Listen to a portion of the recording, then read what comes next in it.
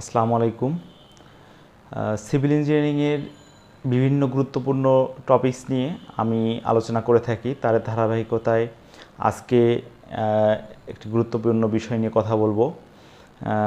আমার একজন পরিচিত বিশেষ অনুরোধে আজকের এই কন্টেন্টটি তৈরি করা। এরকম আপনাদেরও যদি কোনো বিষয়ে গুরুত্বপূর্ণ বিষয় থেকে থাকে তাহলে অবশ্যই আপনারা আমাকে জানাবেন। আমি চেষ্টা করব একটি কন্টেন্ট তৈরি করার জন্য।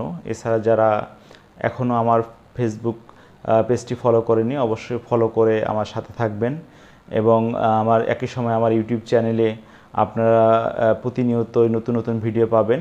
আমার ইউটিউব চ্যানেলটি অবশ্যই সাবস্ক্রাইব করে আমাদের সাথে থাকবেন। আজকের গুরুত্বপূর্ণ বিষয়টি হচ্ছে যে একটি বিল্ডিং একটি পার্টিকুলার জায়গার জন্য ডিজাইন করে এই বিল্ডিংটি দেশের সকল জেলায় বা সব স্থানে নির্মাণ করা যাবে কি না, এরকম একটি কোশ্চেন আমার কাছে আসছিল। তো বেসিক্যালি হচ্ছে একটি বিল্ডিং ঢাকাতে 5তলা বিল্ডিং করা হয়েছে, অনুরূপ একটি বিল্ডিং ওই একই ক্লায়েন্টের উনি চাঁদপুরে করবে। তো এই বিল্ডিংটি তার ইচ্ছা হচ্ছে যে যেরকম বিল্ডিং আছে হুবহুব ওই রকম বিল্ডিং সে চাঁদপুরে করবে, এটা করা যাবে কি না। তো আপনারা জানেন যে নতুন বিএনবিসি 2020 গেজেট হওয়ার পর থেকে উইন্ড লোড এবং সিসমিক লোডে বেশ কিছু পরিবর্তন আসছে। উইন্ড লোডে যে পরিবর্তনগুলো আসছে তার মধ্যে হচ্ছে উইন্ড স্পিড বা ভেলোসিটির কিছু পরিবর্তন আসছে। উইন্ড স্পিডে যেমন ঢাকার জন্য একটি বিল্ডিং যদি আমরা ডিজাইন করি, এখানে উইন্ড স্পিড হচ্ছে 65.7 মিটার পার সেকেন্ড, এবং এই একই বিল্ডিং যদি আমরা চট্টগ্রামে ডিজাইন করতে যাই তাহলে এই বিল্ডিংয়ের উইন্ড স্পিড হবে 80 মিটার পার সেকেন্ড। অর্থাৎ একটি ডিস্ট্রিক্ট ভেদে এই উইন্ডের স্পিডটা ডিফারেন্ট আছে। লোকেশন ভেদে এর বিল্ডিংয়ের ডিজাইন ক্রাইটেরিয়া চেঞ্জ হবে ডিপেন্ড অন উইন্ড স্পিড।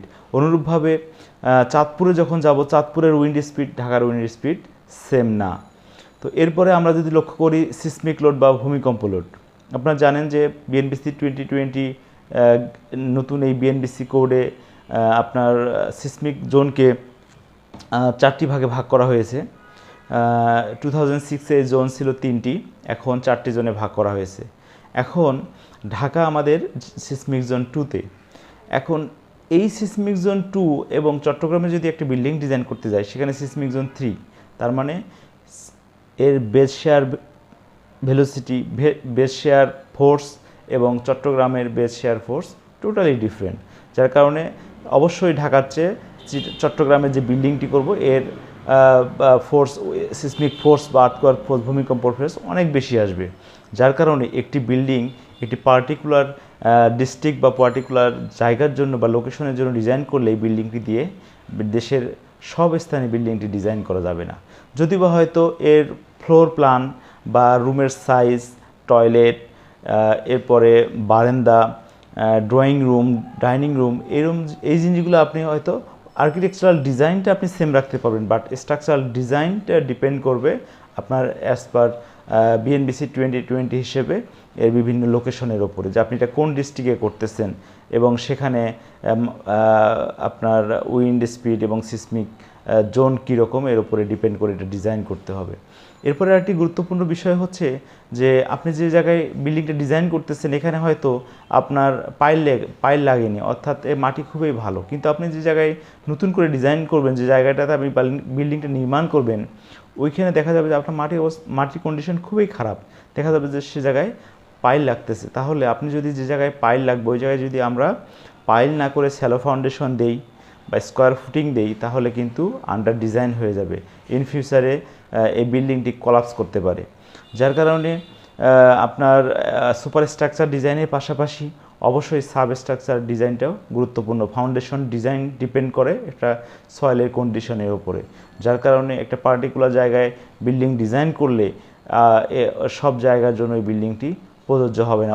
যে জায়গায় আমরা নির্মাণ করব ওই জায়গায় সয়েল টেস্ট করে, সয়েলের প্রপার্টি, সয়েলের ক্যারেক্টারিস্টিকগুলো অ্যানালাইসিস করে সেখানে কী ধরনের ফাউন্ডেশন সুইটেবল এবং ওই ফাউন্ডেশনগুলোর জন্য সেটেলমেন্ট কীরকম হবে এটা অ্যানালাইসিস করে সেখানে আমাদেরকে জাজ করতে হবে যে হ্যাঁ এখানে ফাউন্ডেশন ক্রাইটেরিয়া এইরকম হবে। তো ফাউন্ডেশনের ডিফারেন্স আসতে পারে, স্ট্রাকচারাল বিম কলাম সাইজের ডিফারেন্স আসতে পারে, এবং দেখা যাবে যে ওই পার্টিকুলার জায়গার জন্য আমার সিসমিক ফোর্স এবং উইন্ড লোডের জন্য যে পরিবর্তনগুলো আসতেছে, এই পরিবর্তনগুলো অবশ্যই একজন এক্সপেরিয়েন্স স্ট্রাকচারাল ইঞ্জিনিয়ার দিয়ে অ্যানালাইসিস করে আপনাকে বিল্ডিংটি নির্মাণ করতে হবে। তো এই জিনিসগুলো অবশ্যই একজন বিল্ডিং নির্মাতা যে নির্মাণ করবে তার যেমন জানাটা খুবই জরুরি, এসে আমরা স্ট্রাকচারাল ইঞ্জিনিয়ার হিসেবে বা সিভিল ইঞ্জিনিয়ার হিসেবে তাদেরকে একটু সুপরামর্শ দেওয়া আমাদের জন্য বাঞ্ছনীয়। এই জিনিসগুলো অবশ্যই আমাদের খেয়াল রাখতে হবে। আশা করি আজকের এই ভিডিও থেকে আপনারা উপকৃত হবেন এবং নিয়মিত আমাদের পাশে থাকবেন। সকলকে ধন্যবাদ। আজকে এ পর্যন্তই। আল্লাহ হাফেজ।